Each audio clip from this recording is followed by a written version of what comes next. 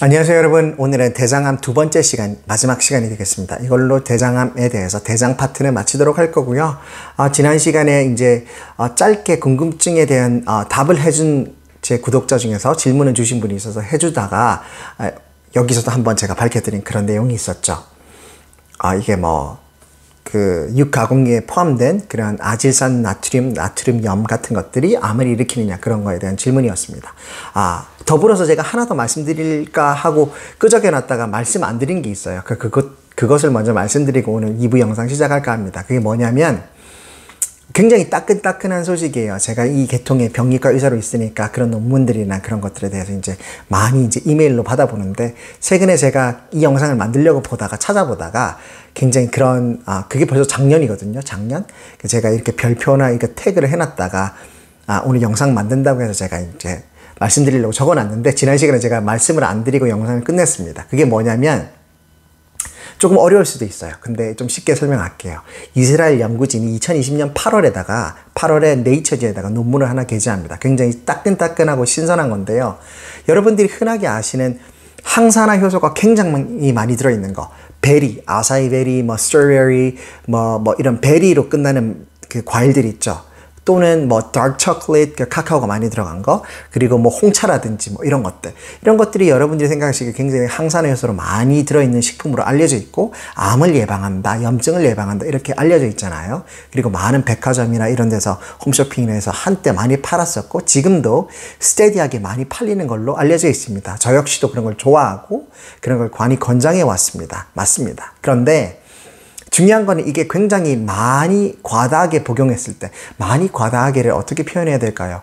그러니까 그 논문의 정확한 양들을 제가 읽어보지는 않아서 뉴스만 본 거라서 정확히 기억은 나지 않는데, 이것을 굉장히 많이, 이건 실험지를 대상으로 한 연구 결과입니다. 아직 사람을 통해서 한 건 아니니까 그래도 연구 초기 단계라고 볼 수 있겠죠. 어느 정도 진보는 있지만. 그러니까 설명을 드리자면, 이 항산화 효소가 많이 드는 음식들과 함께 대장암과의 상관관계를 연구한 거예요. 이것들이 과연 암을 예방한다는데 대장암도 예방할까? 근데 정답이 이 연구의 결과가 굉장히 웃깁니다. 굉장히 많은 수의 박테리아가 존재하면, 대장 안에는 박테리아가 존재합니다. 이것도 바로 우리는 유익한 유산균이라 부르죠. 유익한 균도 있고 아닌 균들도 있습니다만은, 대장 안에는 수많은 균들이 분포하고, 그리고 인간에게 있어서 가장 큰 면역기관, 개들이 전부 다 이 소화기에 다 분포하고 있습니다. 그만큼 이 장은 중요한 거예요. 중요한데, 여기 대장에 있는 박테리아가, 대장에는 특히 다른 기관과 다르게 굉장히 박테리아가 많잖아요. 균들이 많아요. 이것들이 여러 가지 작용들을 하는데, 이것과 함께 이 항산화 효소들, 방금 말씀드린 이런 것들이 어떤 작용을 하나 본 건데요. 저희 인체는 암을 예방해주는 유전자가 하나 있어요. 여러 가지가 있는데요. 고전적으로 클래식하게 하나 대표적으로 말하라면, 저는 주저없이 P53 유전자를 뽑습니다. 이것들이 암을 막아주는, 그러니까 정상세포가 만성염증으로 해서 마구 손상을 입어요. 그러면 만성염증이 되기 전에 계속 정상으로 돌아오잖아요. 이런 메커니즘이 있는데, 만성화 진행됐어. 만성화 진행되면 기능을 상실하겠죠. 점점. 그럼에도 불구하고 암으로 가는 마지막 그 마지노선에서 서가지고, 암은 절대로 안 돼, 암으로까지는 진행되지 마 하고 막아주는 것이 바로 P53 진이라고 하는 건데, 이게 우리가 얘기할 때는 tumor suppressor gene이라고 합니다. 그러니까 종양이 되는 것을 suppress, 막아주는 유전자. 아주 고마운 유전자예요. 그러니까 이거는 단백질의 이름이고, 이 P53를 만들어주는 유전자가 있죠. 그거를 TP53라고 그래요. TP53. 여기라는 유전자 염색체 안에서, 이 유전자 자리에서 P53라는 유전자 단백질을 만들어냅니다. 전사를 해가지고. 이것들이 바로 세포들이 암으로 가는데 막아서 가장 1차선에 서가지고 최종 라인에서 암으로까지는 제발 진행되지 말아줘 하고 막아주는 겁니다. 고마운 거예요. 암세포가 되는 걸 막아주니까. 그런데 다른 기관에서는 이게 정상이었단 말이죠. 그래서 만약에 이게 P53 진의 변형을 변이가 일어나서 변형을 일으켜봤더니, 다른 소장이나 다른 데서는 이 변이게 된 P53가 정상 기능으로 다시 원래대로 정상인 P53로 돌아가서 기능을 제대로 하는 겁니다. 근데 대장, 특히 박테리아 균이 많은, 이 유산균들이 많은 이 대장에 있어서는 이게 아니더라 이거죠. 변이가 일어난 P53 진을 대장에 주입했더니, 대장에서는 어떤 일이 일어났냐, 그대로 그대로 암으로 변이된 p53는 기능을 못 하거든요. 암을 예방하는 효과가 없어. 그러니까 이걸 그대로 수행을 시키는 겁니다. 이 박테리아가. 그래서 결국 대장암을 더 촉발하는 원인이 되기도 합니다. 정상으로 돌아가지 않는 거죠. 그러니까 이걸 네이처지에다가 이스라엘 연구진이 실어요. 2020년 8월에. 그걸 본 기억이, 작년에 제가 본 기억이 납니다. 자, 제가 이 말을 왜 하냐면 굉장히 과한 것, 그러니까 하나님의 원리랑도 비슷한데요. 너무너무나 과하고 분에 넘치게 내 욕심 이상의 뭔가 많이 득하면 항상 거기에는 부작용들이 있는 것 같아요. 합병증도 있고요. 그러니까 병이 있을 때 생기는 부가적인 것을 합병증이라고 한다면 이 경우에는 부작용이라고 말씀드릴 수 있겠네요. 좋은 작용보다는 부작용이 커질 수 있다는 거죠. 저희 의학이 그렇거든요. 의학은 이제 엔지니어링, 그러니까 공학이랑 이런 수학이랑 매스랑 이런 거 분야랑 굉장히 달라요. 다른 선생님이 크게 하나를 꼽으라면 똑같은 이공계라고 머리를 묶어서 세상 사람들은 얘기하지만 맞습니다. 논리를 하는 학문이니까. 그런데 그들과 다른 게 뭐냐면 이 의학은 사람에 대한, 생물에 대한 거예요. 생물에는 여러 가지 그레이존, 그러니까 여러 가지 회색지대들이 존재하는 거죠. 회색지대. 그러니까 뭐 피 검사를 해도 정상 범위가 만약에 칼륨 같은 경우, 포타슘 같은 경우는 3.5에서 5까지가 정상이거든요. 무려 3.5에서 5까지 사이가 다 정상이래. 이게 바로 버퍼 존이죠. 정상 범위예요. 근데 수학이나 이런 공학은 어떤가요? 딱 떨어지는 소수점 아래 숫자까지 다 맞춰야 되죠. 그게 아니면 우주공학, 우주로 쏘는 로켓가 완전히 거리가 벗어나고요. 군사적으로 쓰이면 다 달라지고 GPS 달라지고, 그렇죠? 발달이 없는 겁니다. 그러니까 이 기술적인, 인간이 만든 이런 기술적인 것에는 이런 정확한 산수와 데이터가 필요하지만 창조된 이 인간에는 여러 가지 자율의지가 부여되어 있어요. 세포들도 마찬가지고 이 세포들이 하는 모든 활동에 그레이존, 버퍼 존이 존재하죠. 그러니까 하나로 딱 집어서 당신은 이러면 암 걸려 라고 말할 수 없는 겁니다. 그렇게 말하면 안 돼요. 암 걸릴 확률이 높아집니다 라고 얘기해야죠. 그렇죠? 그러니까 이런 버퍼존이 용납되는 게 인간의 몸이고 세상 생물이고 이 생물의 깊숙이 세포 단계 그리고 유전자 단계까지 들어가도 이 하나님의 이 창조 원리가 그대로 작동을 하는 거죠. 세포 하나만. 그리고 이 전해질 하나만 해도 전해질의 용량이 3.5에서 5까지만 해도 이걸 다 정상으로 보니까요. 그럼 정상 기능을 하거든요. 이걸 넘어갔을 때 문제가 벗어나는 거예요. 그러니까 이 정도의 버퍼존을 허락했는데도 불구하고 너무 과하게 아사이 베리라든지 베리 종류나 이런 항산화효소를 마구잡이로 먹었다. 그럼 정말로 이런 일이 이루어질 수 있는 거예요. 오히려 예방하려고 먹었는데, 암을 예방하려고 먹었는데 오히려 독이 되어서 암을 촉진하는 촉발인자가 될 수도 있는 거죠. 유전자 변이를 촉발시켜가지고. 그러니까 이런 것들을 여러분들이 이해하신다면 뭐든지 적당하게 하루 권장량 그리고 그런 걸 맞춰가지고 이런 보충제나 여러 가지를 드셨으면 좋겠다는 그런 생각에서 높아지면 말씀드립니다. 이 얘기를 너무 제가 오래 했네요. 벌써 8분이 지났는데 자, 그러면 오늘 원래 본론에 들어가서 대장암 2탄 얘기를 좀 해볼게요.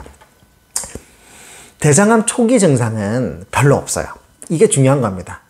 대장암 역시도 췌장암, 위암 마찬가지로 굉장히 진행된 상태로 발견되기 십상입니다. 왜냐하면 초기 증상이 별로 없어.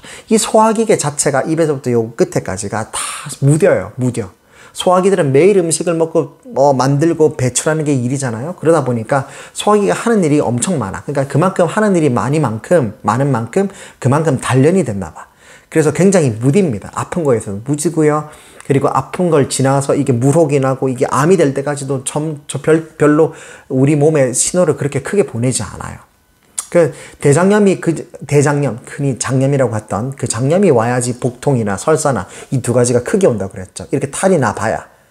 근데 대장암 같은 경우는 이 증상 자체도 초기에는 별로 안 나타납니다. 초기라고 하면 1기나 2기 정도로 얘기할게요. 근데 진행된 암을 3기 또는 4기라고 표현한다면 대부분 대장암도 나머지 암들처럼 소화기 암들처럼 진행이 꽤 된 3기부터 발견될 확률이 높아요. 왜냐하면 증상이 있거든. 이때부터는.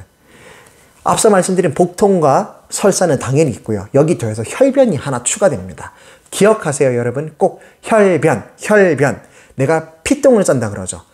피똥을 싸면 굉장히 의심을 해보셔야 됩니다. 소변으로 피가 나와도 암을 의심해요. 그럼 즉각 병원으로 가셔야 됩니다. 비뇨기과로 즉시. 방광암을 제일 먼저 의심해야 되거든요. 반드시요. 즉시 가야 됩니다. 지체하시면 안 돼요. 절대로 피가 나오면 안 되는 기관들이 있어요. 그게 바로 배출하는 기관입니다. 소변을 배출하는 비뇨기계 절대 나오면 안 됩니다. 그리고 배변을 하는 배변기계, 즉 소화기계 절대 피가 나오면 안 돼요. 위로 피를 쏟아도 안 되죠. 그렇죠? 피를 토한다 그러죠. 피를 토하면 병원 안 가시겠습니까? 이미 굉장히 진행이 된 상태로 가는 경우가 많은데 절대로 토하면 안 돼요. 이 소화기계 그리고 비뇨기계는 피를 쏟으면 안 되는 기관들입니다. 그럼에도 불구하고 피변을 쏟았다, 피똥을 쌌다, 그럼 의심해 보셔야 됩니다. 그런데 복통하고 설사도 함께 왔다. 최근에 봤더니 이런 배변 습관이 이렇게 바뀌었더라. 그와 더불어서 최근 6개월 안에 체중이 내 평소 체중보다 10% 이상 감소가 되었더라. 내가 평소 70kg의 몸무게를 유지하고 평생 살아왔는데 최근 6개월 안에 보니까 내가 63kg, 62kg 떨어져 있더라. 아무것도 안 했는데 나는 다이어트를 한 적도 없고 먹은 거에 변화도 없고 아무런 특별한 운동을 한 것도 없는데 다이어트가 저절로 됐는지 살이 쫙쫙 빠지더라. 암을 의심해 보셔야 됩니다. 그리고 혈변을 쌌다? 바로 대장암을 의심해 봐야 됩니다. 즉각 병원으로 가시면 대장 내시경을 바로 해줄 겁니다. 그 정도로 위험합니다. 그럼 이때 발견되는 암들은 대부분 3기라고 보시면 됩니다. 대부분. 그러니까 초기 1, 2기에는 자각 증상이 별로 없어요. 자, 그럼 여러분들은 한 가지 여기서 의문이 들 겁니다. 나 평소에도 피똥 싸는데?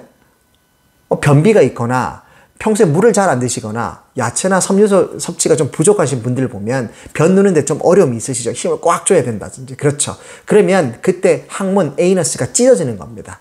그러면 이제 선홍색 피가 나죠. 이런 것들을 바로 항문외과에서는 항문질환이라고 표현하는 겁니다. 그 대표적인 예가 치핵, 치루죠. 치질. 그렇죠? 통증이 있거나 없거나. 그 어떤 내핵이냐 외핵에 따라서 이제 진료 방법이 달라지긴 합니다만 어쨌든 치질이라고 저희가 레이만 텀으로 말씀드리면 일반 용어로 치질이라고 보시면 되죠. 그럴 때 이제 혈변이 나오죠. 그런 걸 얘기하는 게 아닙니다. 자, 그 특징과 이제 대장암에서 보는 혈변의 특징을 제가 지금 비교시켜 드리겠습니다. 앞서 말한 이 치질로 인한 치액이 이 항문이 찢어서 나오는 피는 당연히 항문 바로 옆에서 난 거겠죠. 신선한 피겠죠. 그러니까 신선한 피는 아주 선홍색의 빛을 띤 아주 핑크색의 빨간색의 아주 색깔이 선명합니다. 선홍색의 피입니다. 여러분 굉장히 easy to notice 할 거예요. 굉장히 쉽게 알아채실 수 있을 겁니다. 그렇죠? 이걸 보고 암이라고 생각하지는 않아요. 그러니까 이런 피에다가 복통과 설사가 만성적으로 계속 반복되고 있고 체중이 최근 6개월 동안 10% 이상 빠졌다. 이러면 이 피조차도 의심해 보시고 바로 병원 달려가야 되는 게 맞고요. 그런데 단순히 피만 비교하자면 대장암의 피는 이런 피가 절대 아닙니다. 어떤 피냐? 굉장히 오래된 피 같은 좀 찐득찐득한 적갈색의 피, 그리고 뭉텅거리로 이 피 덩어리라고 그러죠. blood clot이라고 하는데 clot이 좀 되어 있습니다. 이게 fibrin이나 혈소판에 이런 것들이 좀 뭉쳐 있거든요. 만성적인 염증처럼. 그러니까 좀 전 뚝뚝뚝뚝 덩어리로 떨어지는 이런 핏덩어리가 피 혈변을 누셔야 됩니다. 이런 것들이 바로 대장암일 때 나오는 혈변의 피의 특징입니다. 뭐라고요? 선홍색이 아니라 적갈색의, 최소한 적갈색까지는 아니더라도 선홍색은 절대 아닙니다. 그리고 좀 덩어리져서 뚝뚝뚝 떨어지는 피여야 됩니다. 그러면서도 복통과 설사가 같이 오고 체중의 변화가 좀 있으셨다면 대장암을 강력하게 의심해 보시고 바로 병원 예약을 하셔야 됩니다. 더 늦기 전에 지금 당장 하셔야 됩니다. 자, 그렇게 구분하시면 되고, 제가 지난 영상에서 이미 좀 짧게 말씀드렸어요. 그래서 이번 영상은 좀 짧게 마무리할 수 있을지도 모르겠는데, 대장 내시경이 그래서 그만큼 중요합니다. 이렇게 암이 진행된 상태에서 대장 내시경을 찍으면 이미 늦죠. 이미 암이 진행된 상태니까 이렇게 임상적으로 혈변까지 나는 겁니다. 죄송하지만 이럴 때는 이미 늦어요. 이렇게 하면 안 돼요. 그러니까 돈이 아깝더라도, 우리 미국에 사는 분들이라면 돈이 아깝더라도 정말 최소한 대장 내시경만큼은 하셔야 됩니다. 정말 꼭 대장 내시경만큼은 꼭 하셔야 됩니다. 가족력이 있다면 어떻게? 가족력이 있다면 50세가 아니라 원래는 50세 때부터 10년에 한 번씩 하시면 되는데 그게 최소한의 마지노선입니다. 이거 이상은 양보 못해요. 그런데 가족력이 있다면 죄송하지만 거기서 10년을 깎아서 40세부터 매해 5년에서 10년에 매 5년이나 10년마다 한 번씩 하셔야 돼요. 아니면 내가 이전에 한 번 발견했는데 용종이 발견됐다더라. 그럼 용종이 발견되면 용종이 발견되는 그 순간부터 또 5년에 한 번씩 또는 용종, 그 선종의 타입에 따라서 이제 3년에 한 번씩, 1년에 한 번씩 이렇게 스탠다드가 바뀝니다. 프로토콜이 바뀌어요. 그럼 그건 소화기내과 의사랑 상담하시고, 어쨌든 그 기준은 제가 지난 시간에 말씀드린 선종에도 종류가 3가지가 있다고 했죠. 그런 기준 때문에 이제 5년이든 3년이든 1년이 이렇게 바뀌는 거거든요. 그러니까 그런 거는 소화기내과 의사랑 상담하시면 되고, 기본 자체는 50세 마이너스 10세에서, 그러니까 즉 40세 때부터 매해 5년에서 10년 해라. 이게 바로 가족력이 있는 사람의 특징이에요. 콜로노스코피 대장 내시경을 해야 되는 진단 관찰 프로토콜이라고 보시면 되겠습니다. 그게 아니라면 최하 50세 때부터 매 10년씩마다 꼭 하셔야 됩니다. 그러니까 이게 가장 비용 대비 효율을 최대한으로 끌어내릴 수 있는 방법입니다. 다른 것들은 잘 모르겠어요. 솔직히 말씀드릴게요. 솔직히 한국에서 이제 거대하게 진단 검사로 묶여 있는 것 중에서 전립선 암 검사를 하는 키트, 그런 검사 종합 검진 키트가 있습니다. 그런데 전립선 암 자체는 그렇게 크게 큰 돈을 들여서 주기적으로 관찰할 필요는 없습니다.